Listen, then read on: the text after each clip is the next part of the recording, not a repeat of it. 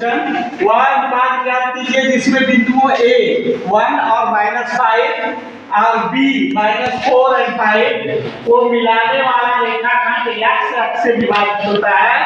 इस विभाजन बिंदु के निर्देशांक भी ज्ञात करना है। तो माना वांछित अनुपात के संबंध 1 है, तब x1 बराबर 1, x2 बराबर -4, y1 बराबर -5, y2 बराबर 5, m1 बराबर k और m2 बराबर 1। तो ये m1 x2 plus m2 x1 बटे m1 प्लस m2 विभाजन सूत्र का प्रयोग किया गया। y का मान भी सेम है। तो अब यहाँ हमें x पे है, x बटे 1 लेना है और y का मान 0 है, क्योंकि x का विभाजन हो रहा है इसलिए x का मान है या y का मान 0 है। तो y बटे 1 रख देंगे तो इसका 0 होगा और ये तब क्या होगा 5k - 5 बराबर k से इसमें 0 होगा तो 0। तो 5k बराबर 5, इसलिए k बराबर 5 बटे 5, 1, k का मान 1, k का मान 1 आया। इस प्रकार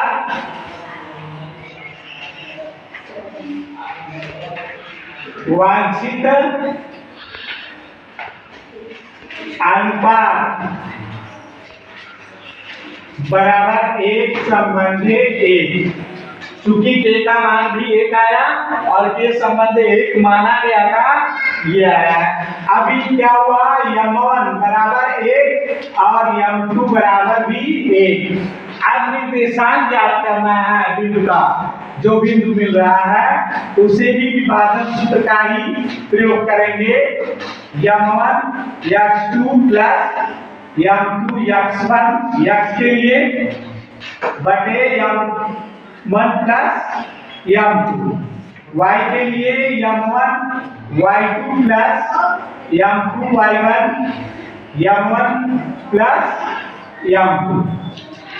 तो x बराबर ये m1 1 है और x2 -4 और m2 जो है वो भी 1 है और x1 जो है 1 है, बटे 1 प्लस 1। इसी प्रकार y का भी m1 1 है, y2 5 है और m2 भी 1 है और y1 जो है -5 है। 1 प्लस 1 -4 प्लस 1 का 1 बटे 2 और y बराबर -5 और 1 बचे -5 बटे 2। तो ये कितना हुआ, -4 से 1 को घटाएंगे, 1 को जोड़ेंगे तो -3 बटे 2 x का मान आया और y का मान क्या आया, 5 में से 5 गया 0, 0 बटे 2 0 के बराबर ही होता है। इस प्रकार निर्देशांक बराबर -3 बटे 2 और 0।